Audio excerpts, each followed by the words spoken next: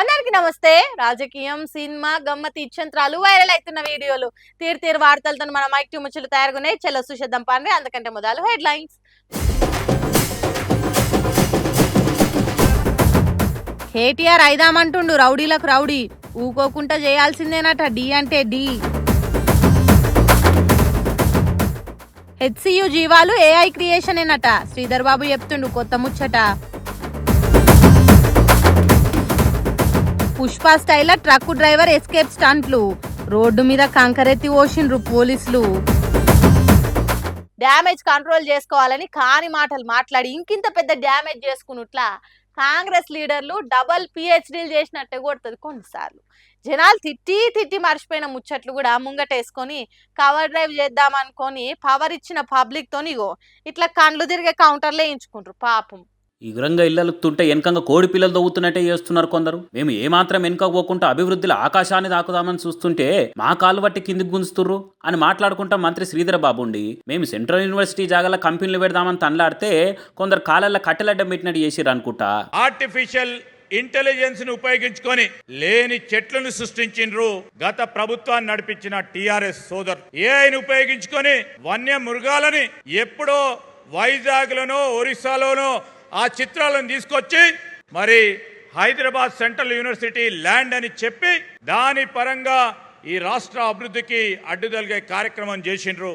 అదట అన్ని ఏఐతో చేసి ఎట్లా పడితే అట్లా వీడియోలు తిప్పి అభివృద్ధిని ఆగం పట్టించిరట. జేసీబీలు ఎంట పడుతుంటే భయంతో నెమలు ఉరుకుతుంట పెట్టిన కీకలు ఏవే, పానభయంతో పరుగులు పెట్టిన జింకల అడుగులు ఏవే, నిన్నదాంకగానొచ్చిన చెట్లు వాటి మీద గూళ్ళు అండ్ల పిల్లలు ఇలా ఎటువాయని పక్షుల రెక్కలు కొట్టుకుంటూ తిరిగిన బాధంతా ఏనే, నీడనిచ్చి ఆకలి తెరిచిన చెట్లు కుప్పగూలిపోతుంటే ఎటుపోదుమో అని ఎటుపడతాటు తిరిగి ఆగమైన బుజ్జి కుందేల భయం ఏనే, చెట్లు కొట్టేయకముందు కొట్టేసినాక తగ్గిన పచ్చదన గింత అని పోలికలతో తిరిగిన ఫోటోలు ఏనే. అంతేనా మంత్రి సారు? అన్నీ ఏ కదా. సరే పడని పార్టీలు ప్రతిపక్షాలు మీ మీద ఏ అని ప్రచారం చేసిరు సరే, ఎడార్లు ఎక్కువ హెచ్సీలో చెట్లు మూగజీవాలు ఉన్నాయని తప్పుడు వీడియోలు తిప్పిరు సరే, ఇవన్నీ ఓకే అనుకుందాము. మరి ఈ పోస్ట్ ముచ్చటైంది? 400 ఎకరాలల్లో 774 రకాల జాతుల చెట్లు, 220 జాతుల పక్షులు, నక్షత్ర తాబేళ్లు, మచ్చల జింకలు, అడవి పందులు, కుందేళ్లు ఇట్లా మస్తు రకాల జీవరాశులు ఉన్నాయని ఎన్ఎస్యుఏ వాళ్ళే అంటే మీ కాంగ్రెస్ పార్టీ విద్యార్థి విభాగమే పక్కా లెక్కలతో చెప్పిరు. ఇది కూడా ఏనా? మరి అదివరకేమో సీఎం సార్ మాట్లాడుకుంటా సెంట్రల్ యూనివర్సిటీలో ఉన్న భూమిలో పులులు సింహాలు ఏం లేవాడా అని ఎక్కిరించుకుంటా మాట్లాడుకుంటా కొన్ని గుంట నక్కలు చేరి అడ్డం పడుతున్నాయని అసెంబ్లీ సాక్షిగా మాట్లాడతాడు. అంటే ఎవరు గుంట నక్కలు అన్నట్టు మీ లెక్కల? పచ్చగున్న మా యూనివర్సిటీని పడవడేయకుర్రి అని లడా చేసిన యూనివర్సిటీ విద్యార్థుల, కంపెనీల పేరుతోని పర్యావరణాన్ని ఖరాబు చేయకూరి అని రోడ్లెక్కి ధర్నా చేసిన ప్రకృతి ప్రేమికుల, మూగజీవాలను దిక్కు లేకుంటే చేసి తెచ్చుకునే అభివృద్ధి అవసరమా అని గొంతెత్తిన మేధావుల ఎవరిని సార్ మీరు మాటలు అంటుంది అని అనుకుంటే మస్తుగానే మండిపడ్డది తెలంగాణ సమాజం. మన కేబీఆర్ పార్క్ లో పచ్చడి చెట్లు కొట్టేసి ఫ్లైఓవర్ కడతామని పనులు మొదలు పెడితే, పర్యావరణాన్ని పాడు చేయొద్దని జనాలు జంగి చేస్తే ఆఖరికి కోర్టు మొట్టికాయలు వేసినాక ఆ పనులు ఆపేసిరు. అయితే పబ్లిక్ తోని పొట్టు తిట్టించుకోవాలి, లేకుంటే కోర్టులతో సొట్లు పెట్టించుకోవాలి, అప్పుడు కానీ చాలేసిన పనులు ఆపరు. మూగజీవాలను చెట్లను నాశనం చేయకుండా ఊకోరా సారు అని అనుకుంటే లేటెస్ట్గా మంత్రి శ్రీధర్ బాబు మాటలు చేయంగా ఇటువంటి కామెంట్లు ఇరుగమరగా కానొస్తున్నాయి సోషల్ మీడియాలో. మరి వన మహోత్సవం అని హరితహారం పేరు మార్చి చెట్లు నాటే కార్యం పెట్టిన సీఎం సారు జనాలకు వస్తున్న ఈ మాటల మీద ఏం మాట్లాడతాడో చూడాలి. మరిగా student number 1 cinema interval scene లా జూనియర్ ఎన్టీఆర్ డైలాగ్ ఉంటది, యాదుందా? నువ్వు రౌడీని అనుకుంటున్నావా, నేను నీకంటే పెద్ద రౌడీని. నువ్వు గుండాని అనుకుంటున్నావా, నేను నీకంటే పెద్ద గుండాని. ఆగో అచ్చం అసొంటి మాస్ వార్నింగ్లు ఇస్తుండు కేటీఆర్. అవేవో ఏఐ వీడియోలు కావచ్చు, గసొంటి కూడా నమ్ముతారా అనేరు.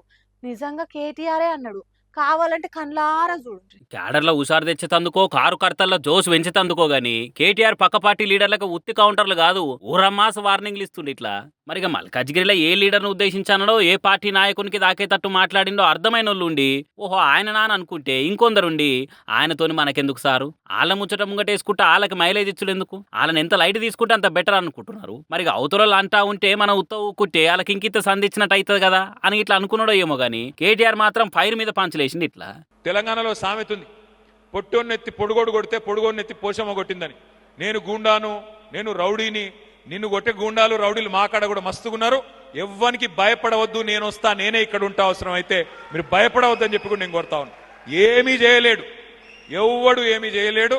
ఎంత పెద్ద రౌడీ అయినా గూండా అయినా ఏం చేసేదేమి లేదు, మిమ్మల్ని ఏ రకంగా కూడా ఇబ్బంది పెట్టేదేం లేదు. పొరపాటున ఒక కేసో ఏదో అయితే తప్పకుండా మేమే వస్తాం, దగ్గర ఉండి ఇడిపించుకుంటాం. ఎవ్వరు కూడా మీరు భయపడవలసిన అవసరం లేదని చెప్పి మళ్ళొక్కసారి హృదయపూర్వకంగా కోరుతా ఉన్నాను. కానీ చూసిరా పాలిటిక్స్ లల్లా పార్టీ మీటింగ్లల్లా డైలాగ్ వార్లు రాను ఏ తీరైనాయో వాళ్ళ రౌడీల పార్టీ వాళ్ళ లీడర్లే గుండాలని తిట్టుకునే కాంచి మా తాన మిమ్మల్ని మించిన రౌడీలు ఉన్నారని బాగా బయటికే ఎలివేషన్లు ఇచ్చుకునే కాడికి వచ్చింది అనుకోబట్టిరు నిత్య పాలిటిక్స్ వార్తలను పట్టించుకునే ఓటర్లు. ప్రధాన అయితా అని ప్రమాణ స్వీకారం కూడా చేసి ప్రాక్టీస్ చేసి పెట్టుకున్న 56 ఏళ్ల youth and young leader Rahul Gandhi birthday అటు ఇయ్యాల. అందుకే దేశంలో ఉన్న కాంగ్రెస్ కార్యకర్తలంతా దేత్తడుగా సంబురాలు చేసిండ్రు. అందరి లెక్కని చేస్తే మన క్రియేటివిటీ ఏముంది అనుకుంటా కాశీలా కరుడు కట్టిన కాంగ్రెస్ క్యాడర్ కొందరు ఈ తీర్ల వెరైటీగా చేసిర్రు. చూసి ఎట్లుందో మీరే చెప్పుండ్రి. ఆవేశాన్ని ఆపగలం గాని అభిమానాన్ని ఆపలేమంటారు చూడురే. ఆ మాటకు అంగి ప్యాంటు గుట్టిస్తే ఈలే కావచ్చు. కాశీల గంగానది కాడ ఇట్లా రాహుల్ గాంధీకి పరశురాముని గెటప్ తీరి గ్రాఫిక్స్ వేపించి ఓ చేతిలో రాజ్యాంగము ఇంకో చేతిలో గండ్రగొడ్డలు పెట్టి పాలు గులాబీ పూలతోనే అభిషేకాలు చేసిరు. ఇట్లా ఎన్నో చేస్తే ఏముంటది మజా.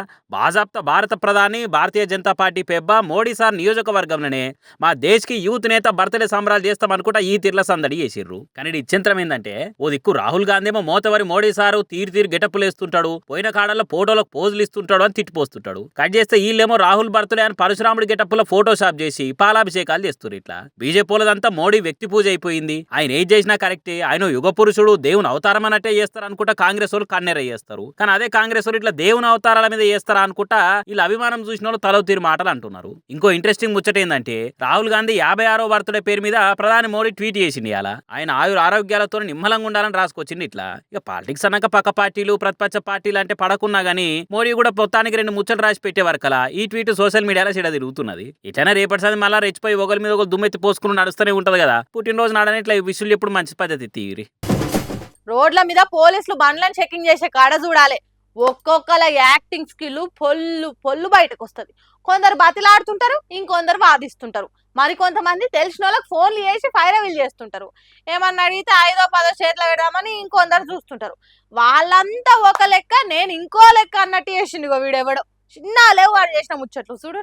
పుష్ప సినిమాలకి ఇసొంటి సీన్ ఒకటి పెట్టాలని డైరెక్టర్ సుకుమార్ కూడా ఆలోచన రాలేదు కావచ్చు. అంతకంటే ఎక్కువ చేసి ఎస్కేప్ అయిందంటే వీడు మామూలు మోతేవారి మొగోడు కాదు పోన్రి. ఎక్స్ప్రెస్ హైవే మీద పోలీసులు వచ్చిపోయే వాహనాలు ఆపి చెకింగ్లు చేస్తురట.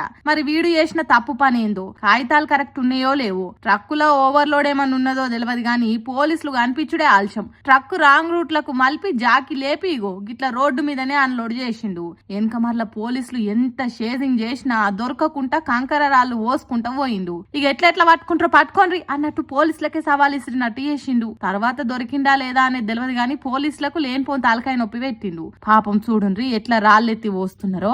ఎట్లుండేటోళ్లను ఏ తిరగ చేసిండ్రా ఆ ట్రక్ డ్రైవర్ గాడు. అంత హాలత్ అయిపోయాయి కదరా అనుకుంటా రాళ్ళెత్తి పోసిండ్రు. ఓ దిక్కు ఎండగొడుతుంటే ఈ పారలతోని రోడ్డు మీద పనిచేసుడేంద్రా అనుకుంటా చెమటలు గక్కిండ్రట. వాడు గనక దొరికితే చెమడాలు తీసుడే అనుకుంటా కోపంగా రాళ్ళెత్తి పోసిండ్రు కావచ్చు. ఉత్తరప్రదేశ్ రాష్ట్రం ఈస్టర్న్ పెరిఫెరల్ ఎక్స్ప్రెస్ వే మీద జరిగింది ఈ ట్రక్ చేసిన బీభత్సము. నేను పోలీసులకు అసలే దొరక.